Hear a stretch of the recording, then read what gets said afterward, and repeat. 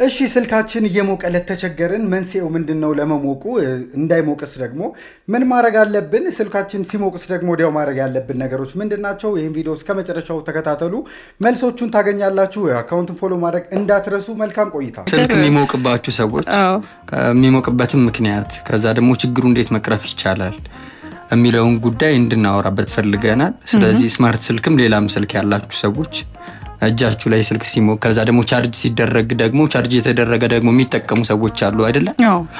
ከኤሌክትሪኩ ጋር ተገናኝቶ እዛው እነሱ ተያይዞ በጣም የሚጨንቀኝ ነገር ነው። በነገርሽ ላይ አሬ ልጅ ነደደ ላሉ አንዳንድ ቀን ነፍሴ ነው የሚጨነቀው። ስለዚህ ባለሙያውን ዮሐንስ ሀለፎምን እስቲ ምን እንደሚያወራን ጉዱን እናያለን። ግን የስልኩ የመሞቅ ችግር ያንቺ ስለሆነ ዮሐንስ ሀለፎም የቴክኖሎጂ ባለሙያና በኢትዮ ቴሌኮም ክሬቲቭ ኤክስፐርት ነው። ስልክ መስመራችን ላይ አለ። እንደምን አለ ዮሐንስ? ሰላም፣ እንዴት ናችሁ? የማታና ወቅቱ ሰላም ብያለሁ። እናመሰግናለን፣ ደርሶናል ሰላምታ። ዛሬ ያው የሞባይል መጋል ጉዳይ መሞቅ ጉዳይ ነው የምናነሳው በቴክኒክ ጉዳያችን እና ምንድነው ግን መነሻው ከሚለው ብንነሳ ጥሩ ነው። ለምንድነው የሚሞቀው የሚያቃጥለው ጭምር አንዳንዴ? ምክንያቱም ብንሰማ ጉርምስና ነው።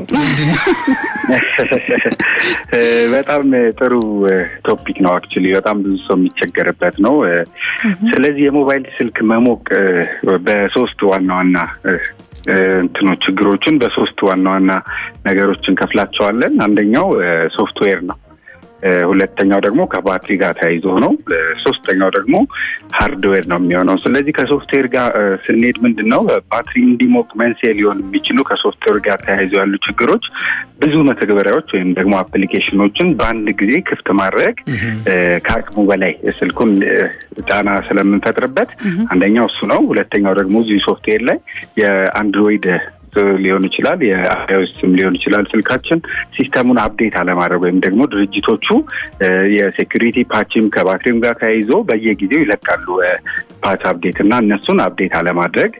በመቀጠል ደግሞ ምንድነው እንደዚህ አላስፈላጊ የሆኑ ቫይረስ ያለባቸው ፋይሎች እና በመቀጠል ምንድነው እንደዚህ አፕሊኬሽኖች መጫን ምንድነው በውስጥ ባክግራውንድ ላይ አላስፈላጊ ጫናዎችን ሲስተሙ ላይ ይፈጣሉ። ብዙ አይነት ልውውጦችን ስለሚያደርጉ ሳናያቸው ብዙ ፕሮሰስ ሊያደርጉ ይችላሉ፣ ፋይል ሊልኩ ይችላሉ፣ አላስፈላጊ ነገሮች ሊያደርጉ ስለሚችሉ ከሶፍትዌር ጋር ተያይዞ በእነዚህ ምክንያቶች ባትሪ ሊሞቅ ይችላል። ሁለተኛው ደግሞ ባትሪ ብለናል። ከባትሪ ጋር ተያይዞ ደግሞ ምንድነው ኦሪጂናል ያልሆነ ቻርጀር መጠቀም ስልካችን እንዲሞቅ ያደርጋል። እንዲሁም ደግሞ አጠቃላይ ደግሞ የባትሪው እድሜ ወይም ደግሞ የኤክስፓየር ዴቱ ሲደርስ ወይም ደግሞ መቀየር በነበረብን ሰዓት ካልቀየር ነውና የባትሪው እድሜ ካለቀ ውስጥ ላይ የኬሚካላዊ ለውጦች ስለሚኖሩ ባትሪው ላይ ሙቀት ይፈጥራል ከባትሪ ጋር ተያይዞ ማለት ነው። በሶስተኛነት የምናነሳው የሃርድዌር ነው። ስለዚህ ሃርድዌር ጋር ስንመጣ ደግሞ የሲፒዩ የምንለው ፕሮሰሰሩ ከሚችለው በላይ ስራ ሲያከናውን ወይም ደግሞ ስልኩ ወድቆ ስንል ምንድነው ስልካችን በምንጥልበት ሰዓት ውስጥ ላይ ኤሌክትሪኮች ይነካካሉና የኤሌክትሪክ ፍሰት መዛባት ወይም ደግሞ ሾርት ሰርኪዩት የምንለው አለ። እሱ ስለሚፈጠር ከነዚህ ጋር ተያይዞ በዋነኝነት የስልክ መሞቅ ሊያጋጥም ይችላል።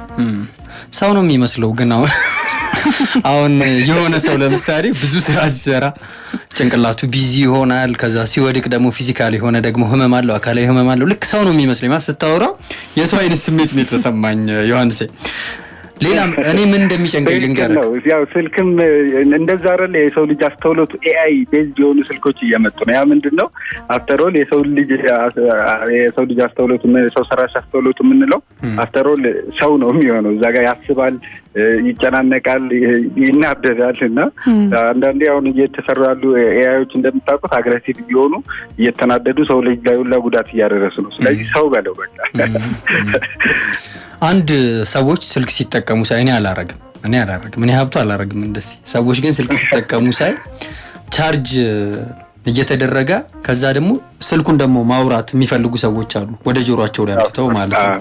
እሱ ጉዳይ ላይ አንድ ለሰዎቹ የምትሰጠው ምክር ቢኖር ደስ ይለኛል። አንድ ሁለተኛ ደግሞ ከባትሪው ጋር ተያይዞ ደግሞ ቻርጅ እየተደረገ ስልክ መጠቀም ጉዳት ይኖረው ይሆን? እንዴት ነው ነገሩ? አዎ ስልክ ቻርጅ ላይ ያለ ስንጠቀም ባትሪው ምንድነው በአንድ ጊዜ ሁለት ተቃራኒ ስራዎችን ይሰራል ማለት ነው። አንደኛው ቻርጅ ይቀበላል አይደለ? ሁለተኛው ደግሞ ቻርጅ ያወጣል ወይም በእንግሊዝኛው ቻርጂንግ እና ዲስቻርጂንግ ያደርጋል ማለት ነው። ስለዚህ በተመሳሳይ ሰዓት ሁለት ስራ እንዲሰራ እያደረግ ነው። ይሄ ሂደት ምንድነው? በባትሪ ውስጥ ያሉ ኤሌክትሮኖች አሉ እና በፍጥነት እንዲቀሳቀሱ ስለሚያደርግ ከፍተኛ ግጭትና ሙቀት ይፈጥራል ስልኩ ላይ ማለት ነው። ስለዚህ ተጽዕኖውን ስናይ ደግሞ ቅድም እንዳልከው ምንድነው ሳይድ ኢፌክቱ ወይም ደግሞ የሚያመጣው ተጽዕኖ ካለን አንደኛ የባትሪውን እድሜ ያሳጥራል። ሁለተኛ የስዌሊንግ የምንለው አለ፣ የባትሪ ማበጥ ማለት ነው። ባትሪው እንዲያብጥ ያደርጋል። አልፎ ተርፎም ደግሞ ውስጥ ያሉ ሰርኪቶችን በማቃጠል ደግሞ ስልኩ ሙሉ በሙሉ ከጥቅም ውጭም ሊያደርግ ይችላል። አንዳንዴ እንደዚህ ኢቨን ውስጥ ላይ እንዳልኩ ሰርኪቶች በሚያደርጉት ሪያክሽን ስልክ ሲፈነዳ ምናምን አይታችሁ ከሆነ ሶሻል ሚዲያ ላይ ቻርጅ አድርገው የሚጠቀሙ ብዙ ጊዜ። ስለዚህ ስልኩን ዲስትሮይ አልፎ ተርፎም ደግሞ እኛም ላይ ጉዳት ሊያደርስ ይችላል ማለት ነው። ፀሐይ ሲነካው የኔ ስልክ ይግላል እያልኩት ነበር ለሀብቱና የፀሐይ ተጋላጭነት በራሱ የስልክ ሙቀት መጠንን ይጨምራል እንዴ?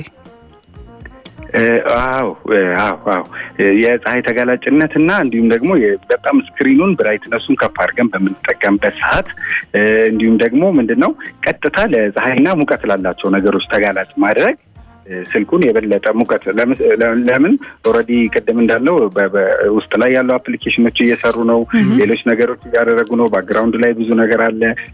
ጂፒኤስ አብርተን ሊሆን ይችላል፣ ሎኬሽን አለ። እነዚህ ሁሉ ነገር ደማምረው የራሱ ኖርማል የሆነ ሙቀት አለ አይደል ስልኩ። ስለዚህ ቀጥታ ደግሞ ለፀሐይ ብርሃን ወይም ደግሞ ለከፍተኛ ሙቀት ተጋላጭ በምናደርግበት ሰዓት ላይ ደግሞ የበለጠ ሙቀት እንፈጥርበታለን ስልኩ ላይ ማለት ነው። እሺ ወደ መፍትሄዎቹ እንምጣ እስቲ። ደግሞ ምን እናድርግ? እሺ አሁን ለምሳሌ ወይ ሲሞቅ በፍጥነት ለማቀዝቀዝ ስንፈልግ በምን አይነት መንገድ እናድርገው? ወይስ ምን ያህል ሰዓት ስንጠብቅ? ምን ነገሮች እንግዲህ እኔ ፍሪጅ ውስጥ አስገባለሁ እያልኩ ነበር። ፍሪጅ ውስጥ እናስገባለን እንዳትሉ። እኛ ባለሙያ ነው የምናደምጠው። ስለዚህ ምንድነው ሙቀቱ ከባትሪ ወይም ምንድነው ለመከላከል ለማቀዝቀዝ የሚረዱ ተግባራዊ መፍትሄዎች ምንድናቸው? ሁልጊዜ ኦሪጂናል ቻርጀር እና ኬብል መጠቀም አንደኛው ማለት ነው። ቅድም አንቺ እንደጠቀስሽው ደግሞ ስልኩን በቀጥታ ከፀሐይ ብርሃን ወይም ደግሞ ከሙቀት ምንጮች ወይም ደግሞ እነዚህ ሚንሶች ማራቅ ነው። ሌላኛው ደግሞ ስልኩ ቻርጅ ሲደረግ እንግዲህ ከቨሩን ማውለቅ አንዱ የሙቀት መከላከያ ነው። ለምን ሙቀት ቶሎ እንዲወጣ ወይም ደግሞ ሙቀቱ ሪሊዝ ሲያደርግ በጣም ላስቲክ ነገር ስለሆነ ብዙ ከቨር የምንጠቀመው ሙቀቱን እዛው አፍኖ ምንም አይነት መተንፈሻ ያሳጣዋል እና ልክ እንደ ሰው ነው፣ ይጨንቀናል አይደል? የሆነ በሙቀት ካፖርት ሰን አንሄድም። ስለዚህ እሷን ማውለቅ ነው። ሁለተኛ ደግሞ ብዙ ጊዜ የሚመከረው ቻርጅ ሁሌ 20% ሲደርስ ቻርጅ ማድረግ፣ ስራውን አቁሞ 0 እስከሚደርስም አለመጠበቅ። በቃ የሚመከረው ሁሉም አፕልም በዩ ምንም ዋርኒንግ የሚያመጣው ራሱ አይፎን ስልክ አሁን ተጠቃሚ ነኝ ለምሳሌ ዋርኒንግ የሚመጣልኝ ቻርጅ አድርግ ብሎ ስንት ላይ ሲደርስ ነው? 20% ሲደርስ ነው። እና 20% ሲደርስ ቻርጅ ማድረግ። እኔ እንዴት እንደማሳዝን ይሄ ባትሪ ሴቪየሩን ማለት ነው ሱፐር ሴቪየር ድረስ እጠቀምበታለሁ አንዳንድ ቀን። እሱ ባትሪ ይጎዳዋል ማለት ነው። እኔ እስተካከላለሁ። ኦኬ በጣም ቆንጆ መላን ይነገረን። ስለዚህ ለመከላከል እነዚህ እናደርጋለን። ሲሞቅ ግን በፍጥነት ለማቀዝቀዝ ምንድነው የምናደርገው? እዚህ ላይ ልጨምርና አንደኛ አጠቃቀሙ ማቆም ነው ወዲያው ማለት ነው። ለ5 ደቂቃ ያክል አካባቢ ሁሉንም አፖርት ዘግቶ ስልኩን አለመንካት። ሁለተኛ የኤሮፕሌን ወይም ደግሞ ፍላይት ሞድ የምንለው ላይ አድርገን ለተወሰነ ጊዜ ማብራት። ስለዚህ ኔትወርክ ፍለጋውን ስለሚያቋርጥ ያቀዘቅዟል። ወይም ደግሞ እነዚህ ቢቲኤስ የቤስ ስቴሽን ሳተላይት የምንላቸው አሉ አይደለም? ከቢቲኤስ ጋር ሲግናል ስለሚደራረግ እሱም ሌላ ሙቀቱ ላይ ሙቀት ስለሚፈጥር ፍላይት ሞድ ስታደርጉ ከኔትወርኩ ጋር ያለው ግንኙነት ስለሚቋረጥ እንትን ይላል ማለት ነው። ሌላኛው ምንድነው ማቀዝቀዣ ቦታዎች መምረጥ። ወይም ደግሞ አሁን ለምሳሌ መሬታችን ቀዝቃዛ ከሆነ ፍሪጅ ባናስገባውም ከበሩን አውልቀን መሬት ላይ ብናስቀምጠው የተሻለ ቶሎ እንዲቀዘቅዝ ይረዳዋል። ቆንጆ፣ በጣም ጥሩ አድርገህ ነው የነገርከኝ። እኔ ፈጽማታለሁ ዮሐንስ፣ የምሬን ነው ምን እኔ ምንድነው እኔ አስተካክል አንቺ ፀሐይ ለፀሐይ ተምዘሩ ምዞሪው ለዛ እንደዚህ አይነትና ለመሳሰሉ ቲፖች ደግሞ ዮሐንስ ቴክ ባይትስን ቲክቶክ ላይ ገብታችሁ የተለያዩ ከኢትዮ ቴሌኮም እንዲሁም ደግሞ ከቴክኖሎጂ ጋር የተያዙ ቲፖችን ታገኛላችሁ። አሁን ነው ፎሎ የምናደርገው። ዮሐንስ መልካም ቀን ይሁንልህ። እሺ አመሰግናለሁ። እኔ መልካም ቀን ለሁላችሁም።